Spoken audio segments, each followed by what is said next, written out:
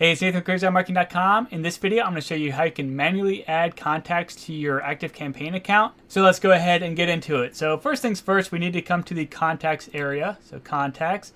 And in the top right-hand corner, we see the option to add a contact. So click on that right there. And you can see that the only required information is an email address. But if you have their first name, last name, and phone number, it's a good idea to throw them in there as well. So I'm going to go ahead and fill this out. And then we have a drop-down right here for account. So if you're running multiple businesses through one ActiveCampaign account, it's a good idea to go ahead and set up different accounts, so that way we can keep things more organized. And as you can see, you could go ahead and add an account from right here. Additionally, there's an accounts option right here. It's kind of grayed out right now, but if you want to check out your accounts or make changes to them, you could go ahead and click that option later on. I'll go ahead and add an account just for the sake of example. So we'll do add an account, and I'll just call this Crazy Marketing. And I'll click on add, and I need to fill in some additional information for my account. So my account owner, and so it's just me because I'm the only person in my ActiveCampaign account, and then I can do my job title, and I'll put in there marketer. So I'll go ahead and click on add. So we can see right here, Jennifer Holmes has been added to my ActiveCampaign account.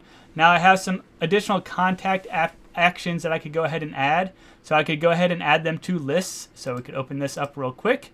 And we can see that I only have one list at this point in time, the master contact list. So I could go ahead and add them to this list, or I don't have to. You don't have to add people to lists if you don't want to. And you can still keep a database of your contacts and take notes on them and things like that. But I'm just going to go ahead and add them to my master contact list. Additionally, if you have the sales feature within ActiveCampaign, you could go ahead and add them to a deal and a pipeline. Now, I haven't set any of that up yet, but if I did, I could go ahead and add them. Additionally, I could go ahead and add tags right now. So maybe I'll go ahead and add a tag that this is a manual addition to my ActiveCampaign account, so that way I know that this individual was manually added to ActiveCampaign. And then I have advanced list options right here, and I could set their status to active or inactive. Active meaning that I could go ahead and add them to automations, and inactive meaning that I won't be sending them any emails at all. Then we have an option to not send any future autoresponders, or send instant autoresponders, or send the last distributed campaign. So a few different options available to us, but we'll go ahead and click on apply. And so there we go, my contact has now been added. Now another way you could go ahead and add contacts is to import them. So also in the top right hand corner, we see the button for import. So if you already have a list of subscribers or something like that, and you're migrating from a different email marketing tool to ActiveCampaign, well, then you could go ahead and upload your list right here. So I have an Excel file that I created, and it has a few people's contact information on it, and I'm going to go ahead and upload it. So we're going to go to ActiveCampaign, import from file, and navigate to my file. And then I can go ahead and map my data to ActiveCampaign, so that way everything uploads correctly. So we have first name here, and then my ActiveCampaign field name, so which is first name. And I can double check that my information is correct. So I have Billy, and that is indeed a first name. Then I have my last name, and I can see that it's the last name for ActiveCampaign. And we have Bob, which is the last name. Then email address, and then we have the email address right there. Phone number, phone number example, and then eye color.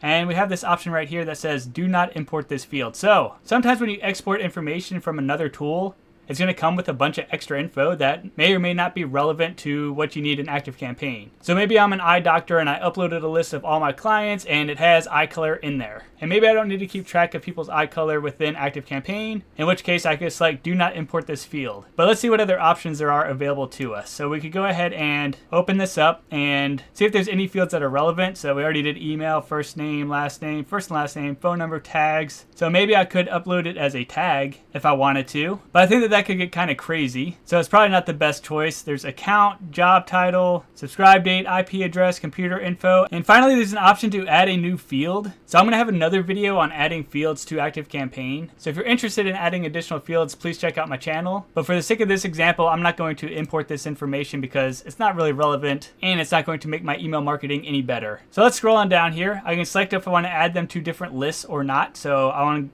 going to go ahead and add them to my master contact list. Then I could also go ahead and add tags, and these tags will be added to every single subscriber that I'm uploading, so that's just one thing to be mindful of. If you don't want everybody to have the same tag, then you don't want to add the tags right here. But in my case, I'm going to go ahead and add the manual tag, so I know that I manually uploaded these individuals. And that's all I'm going to do for tags. And then we come down here to our import options, and we have similar import options. So we have import as an unsubscribed contact, import as an excluded email address. So more than likely you're going to import people as an active contact, but maybe you're bringing people over from another email marketing tool and you're bringing over your unsubscribed list as well. And so maybe you want to upload that separate, and so that way you go ahead and upload them but in an unsubscribed status. Or you could go ahead and upload people as an excluded email address, and what an excluded email address is an address that you can't email no matter how hard you try. So like if somebody filed a complaint against your business or something like that, and you don't want to send them any sort of emails ever, then you can make them an excluded email address, so that way you don't accidentally send them an email. But I'm going to go ahead and leave it as active contact. Now there's an option to update existing contacts while importing. So maybe you're importing a list and it contains people that are already uploaded or added to ActiveCampaign. And so if you select this option and ActiveCampaign finds a contact with the same email address, it's going to go ahead and update the information with whatever you're uploading in this current file. So maybe this file you're uploading is more accurate than the information that you already have in ActiveCampaign, in which case you may want to turn this on. And you can see when I turned it on, ActiveCampaign gave me a little definition of what's going to happen. So you can go ahead and read that and see if it's relevant to you. There's also the option for triggering webhooks. So this is more of an advanced setting if you have webhooks set up and you want to go ahead and trigger it while you're uploading people. You can go ahead and turn it on, and you can set whether to trigger when contact is added and contact updated, or trigger all relevant webhooks upon contact import. So if you have webhooks set up, you probably know what you're doing. I'm going to go ahead and turn this off because I don't have any webhooks. And then there's an option right here for triggering automations. So any automation set to trigger on new or updated contacts will run on import. So this option may slow down your import process.